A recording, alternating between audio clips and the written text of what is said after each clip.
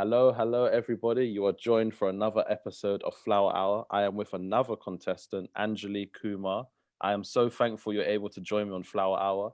And we're going to unpack so much in life, your life, the contest, and so much more as we're getting to know you during this podcast. How are you doing, most importantly, and how is life during this COVID? Okay, thank you for the lovely introduction, Sean. So I'm doing great. As we discussed, I finished work like maybe 10, 15 minutes ago. So now I'm just going to sit back and relax, have a nice conversation with you, and then I think I'm going to watch some Netflix. Do you have any idea what you're going to watch on Netflix? Well, everyone's speaking about The Crown. I Oh, don't know if everybody's talking about it. everyone's speaking about The Crown. I've only seen one season, so I'm thinking I might catch up today. But then Okay. I'm doing this internship on the side, so I need to catch up with that too. So let's see. Maybe an hour of internship, hour of The Crown. Oh, to what's your internship in? Tell me a little bit more about that. So okay, it's 12 weeks and they kind of teach you skills for any kind of workplace you might go to. So like Okay. with data, technology, finance, marketing. And I've done about two modules and I think I have two left. But it's really long because I'm working. So I have to like go to work and then come back and then doing my internship and then I'm doing like Miss England. So there's a lot going on, but I'm just trying to balance everything as much as I can. So you're working full time, you're also doing Miss England, and you're Mhm. also doing an internship. How are you managing all of that? And tell me a little bit more about your work as well. Okay, so I work as a paralegal, and at the moment I'm working in house. And at university, I studied politics and international relations. And then I went to law school and did 1 year in law to get my degree, and then 1 year of my master's. Okay. And what I want to do is I want to qualify as a solicitor, but it's just so hard. Like, there's something I need to get a training contract. So, whoever's listening, just pray for me today that I get a training contract because I've been trying for so long, but it's just Yeah. very competitive. So that's like what I'm doing with my work. Okay. And how are you enjoying that? Are you finding that to be part of your purpose in life, I suppose? Yeah, like, even if I wasn't doing law, like that's my passion, but whatever work I've done, like from a young age, I've always like my parents have always like taught me to give it my all. So when I was like 16, I worked at River Island and it was like Wow. the best thing ever. And like I would do all the hangers, like make them all like in color coordinations and everything. And one time my manager was just like, why? And I'm like, because I want it to be perfect, and I was going right to the back. So like I've always given it my everything, and like that's how I feel like it should be with everything, not with just with work, like with my friends, with my fashion, with my movement right now. So like it's all about giving your all. That's what You I know feel. what's crazy? Your energy is so infectious. I can't help but feel the need to smile listening to you. Just feel like you're a bubble of energy, and it's great to meet people like that. Even though I'm not with you physically, Mhm. virtually, I'm feeling it through this whatever Bluetooth slash Wi-Fi connection. That's so sweet. I'm glad I have a strong Wi-Fi so you can feel my energy. No, absolutely, that is a good Wi-Fi connection. Is it 5G? No, I don't think so. I think it's like BT or Sky. I don't Ah, know. same as me. Yeah, like I'm on BT, but obviously the 5G connection, I'm feeling it regardless. So we've already kind of gone into it, but I wanted you to introduce yourself and tell me all about who you are. If someone said, Angeli, tell me who you are, how would you describe yourself? Okay, so first of all, I'm a twin, and I'm really happy that I'm a twin because when I was younger, my twin is like the smart one, and then I'm like the crazy one. But so when I was younger, she would always have like these interviews with CEOs and all these events, and she'll just drag me along. I don't even want to go because she's dragged me along. I feel like she's always inspired me. And Yeah. like now, I'm like so ambitious, and it's thanks to my twin. So that's really important. I'm a twin, and like okay, yeah, that's important. I'm a twin. Second of all, I'm a paralegal, as I've already mentioned. Hmm. And then I'm a fashionista. Everyone loves my fashion, all my friends. Yeah. I'm a very, very loyal friend and a loyal sister, a loyal daughter. And what else am I? I'm Miss England. No, I'm joking. Not yet. Not yet. Yeah, and then I'm really into my sports, like I already mentioned to you. I love staying active. I love trying new things. So like I already said, like during lockdown, I started doing my 5K running. Before lockdown, I started doing boxing. I like swimming. I used to be an air cadet. I know. Really? Yeah, they wouldn't even let you wear nail varnish. Imagine I used to be a me. police cadet. No way. Yeah, I used to be a police cadet Cool. in so Wandsworth, that was our borough, and we used to have to go and represent. I in police cadets was interesting. I'd say that because I went on to be a special constable, then I quit the first shift. Wow. What? Yeah, I Why? quit the first. It wasn't the job for me. You know, I'm sure Mm, you've had this in life. You go into something and you realize this isn't for me. The first yeah. shift, I knew straight away. I said, this is not the way that I can make change happen. So I went off, did my master's, studied another degree while I was doing my master's, which was like another leadership course. Then now I'm doing journalism, and then I've created this podcast because I think I'm better at speaking and Yeah. writing. Whereas Yeah. I think if I was in the police force, I wouldn't be living my dream, wouldn't be living my passions. But Yeah. That makes sense. with you, evidently, you seem passionate about everything that you do. From loyalty seems to be the word that I'm hearing that comes up quite a lot right Mm-hmm. now. Why is it loyalty is so important to you? Oh, that's yeah. I just don't know, but like loyalty is my main thing because I feel like it's part of who you are. It's like Mm, part of your integrity, and like you need to be loyal for you to kind of like loyalty also kind of means discipline in my head. So like loyalty shows discipline. So whatever I'm doing, I'm like, okay, I have to be loyal to this. You know what I mean? So yeah, like your loyalty is to your podcast, and I'm so happy because I'm so happy you quit being a police officer. Otherwise, what would we do today without you? And like humbled, change. humbled. The Thank you change you so. and I are both trying to create. You know what I mean? Absolutely. And do you find that I was listening, you and I were talking about when we run, we listen to different kinds of music.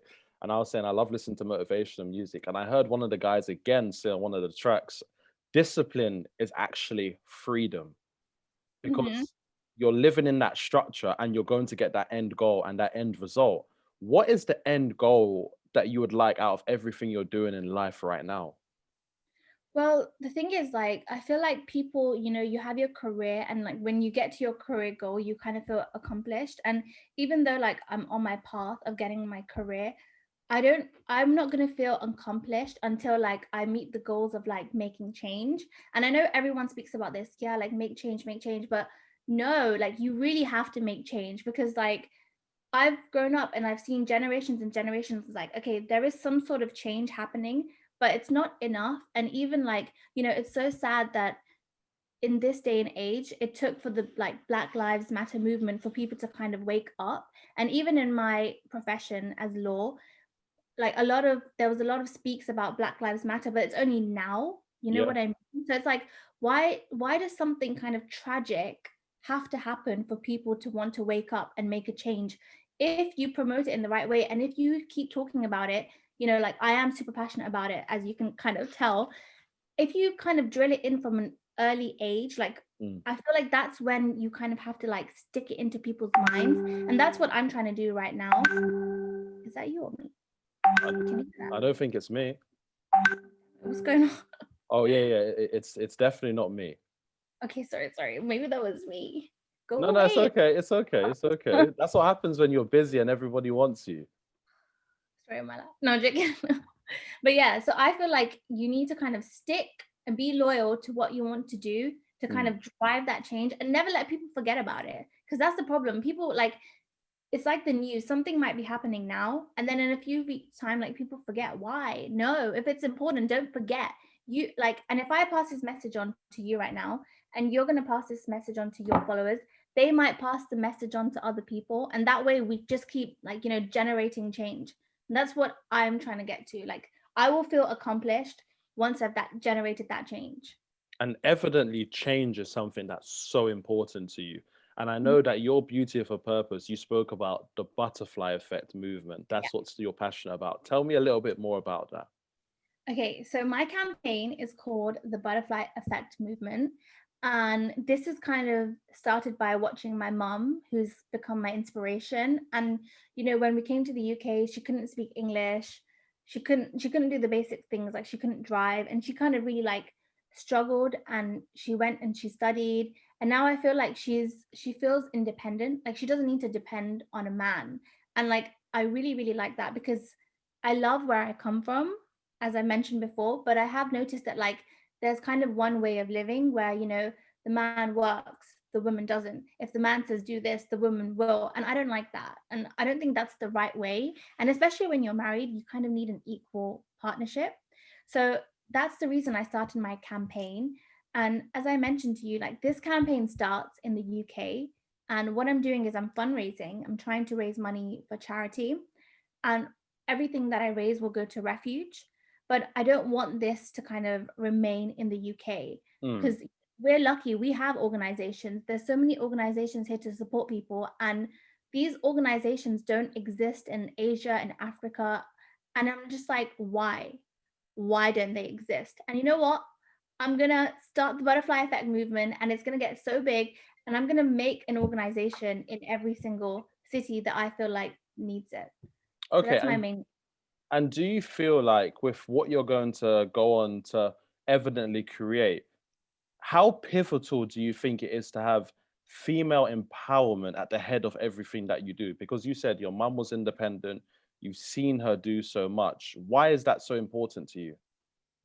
It's important to me because I feel like there's a lot of people out there, and then there's a lot of women out there who feel like, I need a man to do this. I need a man. Like there's a lot of like at times people don't want to make the sacrifice because people are making sacrifices because they have Mm, children. But it's like, no, if you feel a little bit of spark within yourself, if you trust in yourself that you can do this without a man, I feel like you will live a happier life. And it's really easy to say this, you mm, know, but the person who's going through this, it's not easy for them. Like I'm really lucky, my parents have supported me in everything I do. I've never been in an abusive relationship, mm. but like I know people who have been, and I've tried to encourage them to come out of it, and they don't want, like, it's not that they don't want to, they can't. And like when you see that, like being on the outside, it's really sad, and I hate it. And that's why like female empowerment is so important to me because it's not recognized everywhere. A lot of people, it's nice that are trying to make this change happen. Like even in my profession, even in the legal sector, it's such a well-known profession, it's really respected, but there's hardly any female partners out there. And why? And last week I was reading an article, and they were saying that how when women go to pitch their ideas, it's less likely that people would believe in them and make an investment in, but it's women businesses that always do better than male. But it's like, why don't people believe in women then? So it's really important to me to make this change. And evidently, clearly, like you believe in yourself. And I suppose what exudes from you is that sense of self-worth. You know your worth. You're not willing to settle for less. And I think when people are able to look at it, you'll be able to show people, hold up, you should never settle for mediocre. You should always aim, what is it? Aim for the stars. What is it? Aim for the moon, shoot for the stars, I think is the saying. Yeah. Or is it Sky shoot for the isn't the stars, limit. aim for the moon? I've heard that one. I think it's one of those, either one of those. So you spoke about your sector, law. Mhm. And you said from a young age with your twin, you've been doing so much charity work. Go into that for a little bit more. Yeah, so my twin is amazing, apart from being bossy at times. So when we were like, I think we were in year 10, so we were Yeah. 15, and we were going to a lot of events. And we went to this event at the BT Tower where Okay. the chairman of Marks and Spencer's was there. And we were at that point, we were already kind of volunteering for this charity Mm. that helps kids in rural parts of India get education. And we had to do something really big to raise money for charity. And we already did the small things, have a bake sale, wash people's cars, but we wanted to do something big. And my twin thought, we both love fashion. Why don't we do a fashion show? And I'm like, that's an amazing idea. So at this event, we see the chairman of Marks and Spencer, and we kept, like pestering him a little bit. And he was obviously like, who are you girls? And then we just kept pestering him. And in the end, he agreed to sponsor our fashion show. Wow. So yeah, and that was amazing. So we had a day in Marks and Spencer's Oxford Street running around like two headless chickens trying to get 50 outfits for, I don't know, like 50 models. It was intense. But it was also the biggest learning experience of my life because in the competition we were runner up. So we came second and another group came first. And the reason that we came second was, we thought bigger and better to kind Yeah. of thought get a lot of money for our charity. But what the first group, the winners, did is they actually wrote to those students in rural parts of India and connected with them on that deeper level. So that was a really big kind of learning lesson to me, that like, you know, you can be passionate, you can do all these big things, but like, you just don't forget why you're doing it. You know, don't forget there's a reason you're doing it, and try and connect on that level. And that's what like I really want to do now. I want to And connect. and you also said that with everything that you've done, the legal side has always been a challenge. And you know, if the law, I suppose whenever we think about the law, we think about it that it's the right way, it's the most objective way. And combining Mhm. that with your business, with that business point of view, you told me a bit more about that. Could you explain that as well? Yeah, so I feel like the law is really interesting because, you know, in whatever kind of work you do, there's always a challenge and there's always a way to come out of it. But with the law, it has to be the legal way. And sometimes like people don't take that way, but and you know, it might not even be the best way, but if you can find, you know, it's all about finding kind of about bending the rules, but in the right way. Because I feel like people are always breaking the rules, but if you bend the rules in the right way, like you might have it to your favor. And that's why I just love the law, because it's so like it's my business kind of mind, my legal kind of mind, everything is connected in one. And I just like to use it and overcome these challenges. That's crazy. I was going to originally study law at university and I thought it was too strict. So I decided to do something with more variables, which was You criminology and sociology. So I suppose it shows how different our minds probably are in that aspect. Because should have called me, Sean. You should have yeah, called me. listen, if I had known you, I'd have been like, Angeli, listen, I'm not sure if I should study law or not. Tell me what I should do because I was going to go to Reading. Me, bro. Absolutely. What kind of law would you like to get into though? Because I know there's so many different types of law. Which one appeals to you the most? So my goal is to kind of be in corporate law. And Okay. yeah, the reason is I don't think I could do criminal law because I feel like I would just take everything personal, you know? Okay. Like, Okay. because I'm quite opinionated. So I just would be like, oh no, like this guy needs to be put away, blah, blah. So I don't think I could do criminal law ever. It's interesting to watch. What's that show? How to Get Away with Murder. Murder. Like, Yeah. it's a good show to watch, you know? But I don't think I could do it. So that's why I'm going for corporate law. Because And I like it's know, a business mind that pushes yeah. me to work that way. And I know corporate law makes so much more money compared to criminal law. In criminal law, they argue there's not much money. And I know a lot of people don't want to do it because some people said they don't want to defend criminals. They said as simple as that. They said they don't want to. So morally, they disagree with it. So I know you're very much your own person. And typically when we think of people who are twins, Mhm. people can't separate the two. And you spoke about fashion and your mum has always dressed you fashionable. So tell me, when did you find that sense of individuality and what has it been like growing up with a twin? Because I've always said to my mum, you could have given me a twin, but obviously, you know, she couldn't. I'm here by myself. So what was it like? So it's very interesting because I think when we were younger, we looked the same. Actually, wait, it was our birthday 2 days ago. Look, Oh, happy and belated.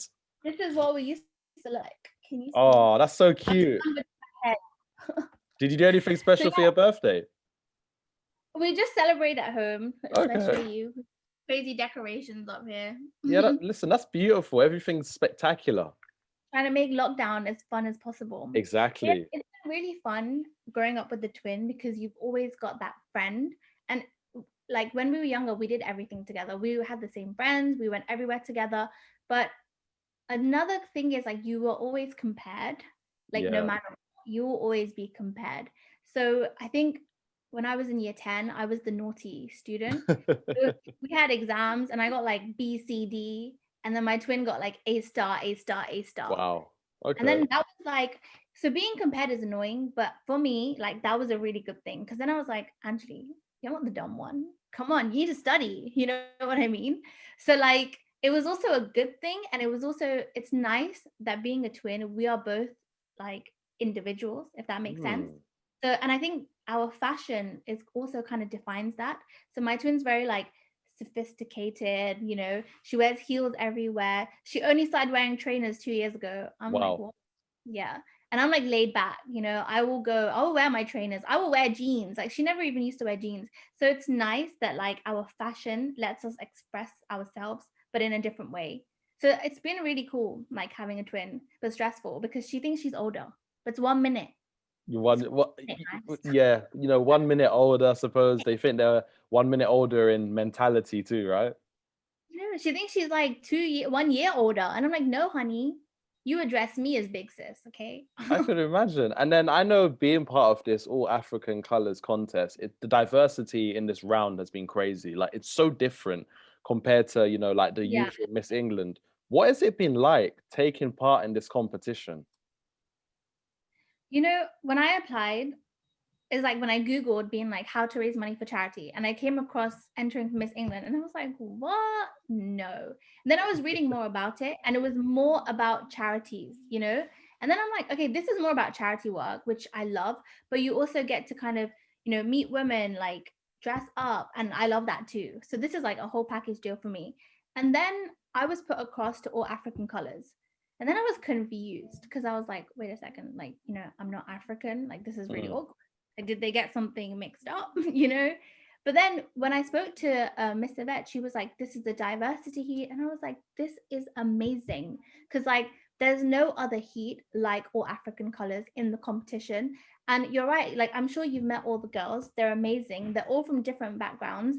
And the nice thing about that is you get to learn so much about someone else's culture. And that's what, it's that having that kind of like mentality and appreciating it. So I'm really glad that I'm part of the diversity heat, because everyone is in this heat for a reason. They have the same goal. They want to promote diversity, and being surrounded by like-minded people pushes you to want to reach your goals even more. And as you said, like you're one of the people, you're not African, you're from Afghanistan, right? So how would Yeah. you describe your culture? Because I've never, well, in school, when I went to school, there were some people that were from Afghanistan, yeah, but we never really spoke. In school, people sometimes stick to their cliques, not really taught. But now I'm older, I'm able to have a conversation with someone who's from Afghanistan yourself. What is your culture like? How would you describe it? And how has it been to grow up in that culture? So I'm Afghan Indian, and it's really hard to Okay. explain to people. So I'm actually Indian, but my parents were born in Afghanistan. So people are Okay. really confused. They're like, so are you Afghan? Are you Indian? And I'm like, I'm both, guys. I get the best of both worlds. So it's really nice because we still do a lot of the celebrations like Indians do, but we have our own kind of like, I don't know how to call it, Twitch. We have our own kind of like, not Twitch. What's the word when it's like a Twist. little, yeah, twist. I said Twitch. We have our own kind of twist to it. So no one really understands it. Yeah. But the great thing about my culture is everyone just goes big. Like everything is big. You know what I Yeah. mean? And I feel like because I've been brought up that way, I do everything on a big level. And On everyone's a just like, grand scale. yeah. And they're like, it's Argentina's birthday. It's gonna be big. Like Argentina doing this is gonna be like you're the most glamorous person I know. And I'm like, yeah, but I've been brought up that way. Like, and celebrations are a really, massive thing, which I Mhm. like. You get to celebrate, all the small things, and we have a celebration for everything. So, I might be celebrating this later. No, but that's good. Like you celebrate all the things in life because I suppose sometimes as humans, we're so harsh on ourselves and we will always be our biggest critic. So I think it's actually really important to celebrate the small things, the big things, just always recognize those milestones. Do you know what I mean? And I think it's a generational thing. We're learning those sort of things. When you spoke about the charity that you wanted to make, you spoke about the butterfly effect movement. I want to go back on that a little bit. Yeah, of course. Made a statement to me. You said caterpillars to butterflies. Yes. Explain that to me a little bit more because I think that was really profound. So my main kind of goal is to help women blossom so they become independent. So, when you're a caterpillar, you're kind of like this. And then when you're a butterfly, like you're happy, you fly, and like you're free. And Yeah. like that's the kind of thing I'm going for. And there's another thing, I don't know if you've heard about it, like the butterfly effect. It's kind of like when you start something, then it has a ripple effect. Yeah. So it's like two things in one, but it's about kind of like finding your wings and just flying. So that's why it's called the butterfly effect movement. And nobody can clip your wings. No way, I'm flying. I'm flying. No, and it's the mentality we need in life. What is it? I saw a recent quote that said, when people try to talk fear into your plans, tell them to move out of the way. Defo. And You I have some quotes. suppose, I love it. some people, I don't think when people speak fear into your plans is necessarily a negative thing. I think some people can only see it in their perspective. Like, I'm sure you're a visionary, like you've envisioned all the things you want to do ahead of time. How are you maintaining everything that's within your sight, but how are you also maintaining what's out of your sight? So the thing is, like, I feel like everyone has their own values and you just can't forget them. So, sometimes, like, I feel like I've had a lot of struggles, and at the end of the day I just remind myself, like, everything is going to get better because I'm going to do this and I'm going to do this, and it's just not accepting, that what's happening is that's the end of it. And like, when people know me, they don't know about my struggles because, like, I come across like, you know what, like, yeah, I'm strong, I'm this, but actually deep down, like, I'm really, really not. And that's why, like, it's just remembering, like, who you are, where you came from, why am I here? Because I want to change things, and I'm only going to leave once I've done all of that. You know what I mean? So it's just reminding yourself about your own purpose will kind of help you, like, continue. And that's my thing. I think it's really pertinent that you spoke about struggle. Because as you said, not everything that glitters, I suppose, is gold as well. Things Mhm. we struggle on the inside. You spoke to me about something very personal, which I already said thank you for sharing with me because it's deep. It's, Yeah. not easy. You spoke to me about, well, the reason why you keep active, and I suppose you self-describe yourself as a health freak, is because you once had a eating disorder. Tell Yeah. me a little bit more about your story. So I think, like, when I was in school, I took part in a lot of activities. Like, after school, I played football, I played hockey, netball, I played all the sports. I was in a basketball team. And then I think around year 11, it was near prom. And I was like, oh my God, like, it's prom. I have to look amazing. Like, I have to be strict on my diet. And I was so strict that, like, I didn't eat any chocolate, I didn't eat any crisps. But, then I was still okay. But when I went to uni, I would go out, I would have fun, and then I would eat lots of pizza. And then I'm thinking, oh my God, like, I'm fat, you know, Mhm. but I'm not actually fat, but in my head, I thought I was. And then I would make myself throw up. And in the beginning, it was like, maybe once. And then mentally, I thought this is the way and this is okay. And then it got to a point where I was throwing up after every meal. And then I was like it's on, I can't control myself anymore. And then I was like, this is wrong, like, I shouldn't be doing this to my body. And I didn't tell anyone, I didn't tell my parents, and I just told one friend. And I was like, you know what, like, I realized that this is wrong and I'm about to go get help. So then I made a doctor's appointment, and I kind of said, like, I need help, blah blah blah. And then the next time I had a regular checkup, my mom was with me, and I had this horrible doctor, and he was like, oh, it says something over here, so are you gonna, like, if I prescribe you these pills, are you gonna take them all at once? And then I'm thinking, oh my God, like, I have an eating disorder, I'm not crazy. And then my mom was just looking at me like, what's the doctor talking about? Then I told my mom for the first time, and she was just crying. And that's why, like, I don't really like to share my struggles with other people because I don't want to see them go through something. But then at the same time, like, it was really, I felt good about sharing because then I had my whole family's support, and then which kind of motivates you to get better. And then I did my treatment, and now, like, I'm fine, and I do it the right way, and I'm so happy because I love working out, I love being healthy, I love looking after myself. So it's like, it's just, you have to really speak to yourself because everything that's going on, it's all about the mind. And even now, like, I'm in talking therapy and I can tell my friends about it. I encourage my friends, and they'll be shocked because they're like, Actually, like, you're in therapy? And I'm like, yeah, and you know what, you should do it too, because it really helps you, like, see things into, like, better perspectives. And the way we've been brought up, everyone thinks a certain way. And I feel like sometimes because you've been thinking of one way for such a long time, it doesn't change. And it's really hard to change the way you feel. So I feel like it's a really good thing. And I really encourage everyone to do it because it just makes you stronger mentally, you know? Therapy has been one of the best decisions I ever personally took in my life as well. So I absolutely commend you for recognizing there was something wrong and you went and sorted it out. And you said you're still doing therapy now. So, Yeah. with mental health, usually we have ups and downs. It's never, consistent. It can't be, it's impossible. Humans go through so much. What are you doing to maintain your mental health currently? How are you practicing good mental health, I suppose? So what I do is I do write my goals a lot. And like this is something that my parents have always encouraged me to do. And writing goals is good. And sometimes if you're not achieving them, it kind of brings you down. So like one of my main goals has been to get a training contract to become a lawyer. And it's been, it's been 2 years. I'm really struggling. So then I'm just trying to think of like new ways where I can achieve things.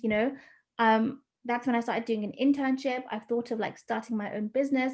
So it's always about like reflection. I think it's a really good way is like sit back, reflect, like stop, slow down. And like in one of my therapy sessions, they told me that, you should make time at least once a week to do something you like. So I like to exercise. I like to call my friends and just rant on the phone. Or sometimes you just play like really cool music loud in the house and dance. Just something to like, just get everything off your mind Yeah. and then come back, like restart and push yourself. You got this. That's what I always say. And my boss is always like, what does Angie say? You got this. I'm like, yeah, you got this, boss. Listen, people say they need DJ Khaled as their motivator in the gym where he goes, another one. Another one. I need you going, you got this. You've got this. One more rep, two more reps. Let's go to the gym. You got this. Yeah, definitely. Listen, When it opens, we're going. yeah, pull up. We'll pull up. We'll definitely go because, By the way, pardon? because I can lift. No, that's good. And I love when women lift because there's this idea that certain women have in their head where they pick up one dumbbell and they're going to end up massive. I'm like, if that was the case, I would look like Arnold Schwarzenegger. I would look like a body lifter or a You see, it's bodybuilder. all about education. It's all about educating people, honestly. Absolutely. Listen, and I want to ask you, the new Angeli is the person that talks, that goes to the therapy. She calls up her friend, she rants, she listens to music, gets wild, and just enjoys herself and lets go. How do you ensure then that you don't return to the old Angeli? And have there been moments where you felt like you were slipping and you've had to bring yourself back? Yeah, so I feel like I've struggled a lot, and in my third year of uni, like that was just the worst time for me because I was away from my family, I was away from my mom, who I worry about a lot. And then like my mom was diagnosed with cancer and I couldn't be there. So like I had pressure to get good grades. So there was a lot in my head and I was just like, like I can't do this. And because of that, like I did like really mess up. I'm not going to say how because like no one knows. But like I did really kind of like fall back off my track and it was just a really really like dark and horrible time. And then that's why like I decided, you know what, like this is not okay. And I still didn't get therapy after that because I was like, you know what, like I'm fine, like, change of scenery, like do what makes you happy. But then like now I'm like, no matter what in life, like, at the moment, the things I'm going through, it might be the biggest problems for me right now. But then I might get married, I might have kids, and then I'm going to have even bigger problems. And when I look back, I'm going to be like, oh my God, those problems were nothing. So, like, as you kind of like grow up and as you go on to like live life, there's always going to be problems. You're never going to have a life where, like, you know what, there's no problems. So it's kind of accepting that. And then what I'm trying to do in my therapy sessions is change my mindset. So when these problems happen, how am I going to react? I'm going to react to differently how the old Angeli would definitely react because I made some bad decisions back in the day and I don't want to kind of like go back to there. I want to go forward. I want to look forward and I want to do better. And obviously everyone's past is a part of you, but it's just about kind of like changing it and making it better because you can always do something to make it better, honestly. Thank you for sharing that genuinely. The fact you're so open about it is going to help so many other women, especially that are probably going through eating disorders or probably have experienced it, to remind them that you don't give up. And it's okay, I suppose, to slip, but as long as you recognize that you're going to get back on track. Yeah, And I exactly. suppose mental health is something that's really big nowadays as well, simply because we're also in lockdown. It's a Yeah, challenge. It was 100%. dark at 4 o'clock today. Like it's crazy. So I would love to also ask, how important has it been for you to have individuals around you who support you and also bring you up in your darkest hours? I think it's the best thing ever because, sometimes like when you are in that dark moment, even though you might have I have a lot of friends and everyone's always like, oh my God, you're so popular. Like, but I don't say it to be popular. I say it because I'm so grateful for my friends. Like, my friends have kept me going, whether they realize or not. And sometimes, like, if you're feeling really low and one of your friends calls you, out of the blue, it's a really good distraction, and like you might forget about that kind of dark moment that you were in. So like my friends and family have been my biggest support and the reason I feel like I'm still standing here today, because like you have that. And it's really hard when you're in that dark hour because you forget that, like your mind doesn't even want to remind you of that kind of stuff. So it's really good to like have your friends, and it's really good for you to check up on your friends. Like, I know people say this, but like especially now during lockdown, especially second lockdown, when the whole world is just fed up of life, just call your friends and like have a laugh and just be like, talk about nothing, talk about donuts, like anything, but like just speak. I think speaking is a really big thing that people should do. Speaking is absolutely therapy for you. From, you said, you do Yeah. talking therapy, and when I did therapy, I said to someone else that I either used to come out of the session really happy to the point Mhm. where I couldn't control my happiness, or I used to come out really sad and I would cry until I Yeah. was tired. But it was the most relieving feeling in the world just to let it out, because Yeah. I used the term, it was like I was emotionally constipated. Everything was just blocked up. I wasn't letting everything out, you know? It makes sense. Like, I feel like when you're speaking about it at the moment, like, you might feel heavy, but afterwards, like, you do feel so much lighter. And it's just like, even if you're not comfortable to speak to your friends, like, just speak to a therapist. Like, they don't know what you look like. Who cares? And I think there's a saying that says, a story told is a story in halved. I like that. It cuts the burden of the story. And I suppose you've evidently been a caterpillar and you've transitioned into being a butterfly, and you're still only continuing to grow. I am so excited to see what you do in the competition and also outside of the competition. Where does Angeli want to be in 5 years' time? Tough question. The thing is, like, I do really want to be a lawyer, Hmm. but I feel like one of the reasons I became a lawyer was because in the future, I want to have my own business. And I was like, if I'm a lawyer and I try to get another lawyer, they cannot mess with me because I'm going to know everything. So that's like one of the main reasons. But I can't say this in interviews because in interviews, they're like, we want you to be here forever and forever. You know what I mean? But like that's one of the main reasons like I did want to become a lawyer, because I want to start my own business and I want it to be so big. But then I don't want it just to be a business. I want to do like philanthropy. I want to give back and I want to help. But I want to do that like once I don't want to just do that once I'm in that position. Like I want to start now when I'm not in that position. So in 10 years time, you're going to see me on Forbes magazine. Say no. So what? Visionary. You're a visionary. You'll see 30 under 30, Anglee Kumar. That's me. What Don't kind of forget. business would you like to open up? Do you have any idea? Yeah, I do. To be honest, I've thought of everything. I just like, I'm trying to think of how to start. So it's to do with fashion. I love fashion. Okay. It's to do with fashion. I've thought of something. It's not out there, but I'm going to get it out there. I was about to ask you, but I remember the number one rule in business is you don't tell people until it's out. Can't tell you. Otherwise, someone's going to start this thing and I'm going to blame you, Sean. It's And I'm true. going You to know what call it you. is? I know what it is. I don't want to sabotage you at all, and I don't want to ever be sued by saying Sean ruined my idea. He told You everyone. want to mess with me. It's so empowering just to see a female getting hers, doing her own thing, not letting life stop you. Whenever I think about women are so powerful nowadays. There's nothing truly stopping so many women from doing things. You said your mum is your inspiration. She came to the UK, she didn't speak English. You had to almost look after, in some senses, everything, right?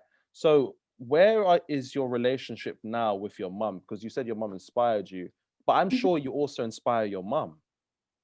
Really? Thank you. I'm sure of Well, that. to be honest, I shouldn't say this so loud in case anyone's listening, but I am her favorite. Everyone knows this. I am her favorite. And I do get teased about it by my siblings, but everyone knows I'm my favorite. It's for a reason. It's for a reason, guys. Just be nice to your mom. No, I'm joking. Like my siblings are so sweet. They're really nice. But I think I'm just the favorite because I'm the best. Yeah, do you know what it is? I can imagine as a child, you must have been one bag of absolute fun and happiness to be around. We need more people like that. That's so sweet. No, Stop, I'm blushing.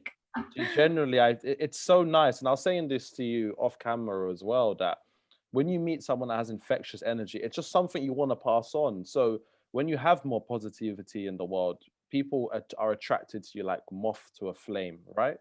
Yeah, And how exactly. do you ensure your flame continues to burn bright? Well, the thing is, like, I feel like I'm someone who my friends or like my family, like, they always come to me with their problems. And, when they come to me, one thing is like, listen, I have to like let them finish. Because sometimes before I feel like I would start speaking, and then I taught myself, like, okay, that's really rude. Like, just hush and listen. And then it's like, even like you just have to tell people it's going to be okay, and then be like, okay, like try and give a solution. But sometimes there isn't a solution, and just kind of making them aware that you are going to be there no matter what, I think it's a really really big thing. And that's what I try to do, like with everyone. Not I do that with Mm. everyone. And I know you read a lot of self-improvement books, and you and I were talking about books beforehand as well. Whenever we Yeah. think about reading, I think our generation reads more than probably any other generation has ever read. Could you tell me three of your favorite books and what are you reading so far? Okay, so the two books that I started during lockdown, one is called The Monk Who Sold His Ferrari. That's a really interesting read. And it has a lot of life lessons and kind Mm. of like principles that you should follow every day. So that was a really good one. Um, what was I saying? The Friends? No. How to Win Friends and Influence People. So that book, like I think my dad told me to read it 10 years ago, and I think I did. But apparently you're supposed to read it like 5, 6 times. So I Wow. read that. Yeah, like you're supposed to keep on reading to like, I don't know, let it be instilled in your brain to how to Okay. like, win friends and influence people. So that's a really good book too. And then a third book, I'm trying to look at my bookshelf. That's all I got to. Lockdown. That's where I got to. But that Forbes but magazine. that's still really two really good influential books. Have you read is it Think and Grow Rich, Napoleon Hill? Oh my God, I have it. I have it. I just haven't read it. I do have it. I have all the books. I just need to open them up and read them. I'm the same because I look at my library and I've got so many books and I'm like, Sean, you got to read more. Because I reached a point, right, where I'd get on the train and the bus. I'd have no I'd put headphones in, but I wasn't listening to anything. But I was just reading. I was just absorbing information. And That's it's good. yeah, it's something so liberating about it almost. I know. I feel like people think reading is boring, which like I would think that too. But when you read, you're like, okay, I could have been on Instagram for an hour doing this, but instead I'm Yeah, like, I actually have like some knowledge going into my brain, you know? So like I think your phone being on your phone is addictive, and like I love my phone. Like I always have it in my hand. But like just taking maybe 15 minutes out of your day to like learn something new, I think that's amazing. exactly. I would like to know, since you're going to go on to inspire so many women, what would your advice be to everybody that's going to watch this now and watch this also in the future? Well, my main thing to say is you got this. Like, no matter what, you got this. Like, don't stop. Like, if you're in a hard situation, sit down, relax, first of all. Like, take a deep breath and just write down, like, okay, like, what's the positives? Like, how can I get to the positive of where I am now? And whatever my situation is now, like, it could have been something worse. So, kind of be grateful for what you have and just never stop because you got this. That's my And go. where do you hope to be in? So if you win this competition, right, what would you like to do with the newfound fame you're going to have? Well, like the reason I've entered is like, okay, the title is obviously important, but I haven't entered to get a title. I've kind of entered to get a platform where I can raise awareness. And, maybe I can open my Instagram account and do this, but it's not easy. Like a lot of people, sometimes, like, even though you want to do good, like at the moment, I'm trying to fundraise and people will be like, yes, I'll donate, of course. Then they don't donate. But if you have a platform and a lot of people are talking about it, everyone is kind of like in your favor, then it's really helpful. And that's just what I need. I just need a platform to kind of like let my voice be heard, and let my voice be heard to the right people who really need it. Because I'm sure a lot of people need it, especially like during lockdown, it's horrible. So many domestic violence cases have rise. Why? Like it's not fair on people. And I just want to like use this platform to raise awareness and start my campaign, and start it, like as I said, in the UK, but let it get bigger, go worldwide, and help anyone and everyone. That's my goal. You're going to go international. You're not just going to be in the UK, as you said. That's the one thing Try. you definitely said. I'm really thankful you've been able to join me on my podcast today. And I ultimately believe people that are going to go on to watch this are going to see you do great things. Also, as well, I'm going to link everything that people need to vote, also to support you, put your socials all in the bio when I upload this. So everyone's going to be able to see you. They're not going to be able to not see you. See this right here. Amen. Angeli, thank you so Butterfly much. effect. Thank Thank you, you Sean. so I'm much sorry for because joining. I had to rearrange. So I'm so sorry. Work No, and listen, it's birthday. absolutely okay. I thoroughly enjoyed it. Thoroughly. Thank you. It was really nice to meet you. You better keep in touch, okay? Because I'll still Absolutely. miss you. Absolutely. What I'll do is I'll speak to you soon. Okay, thank See you you. later. Bye. Bye.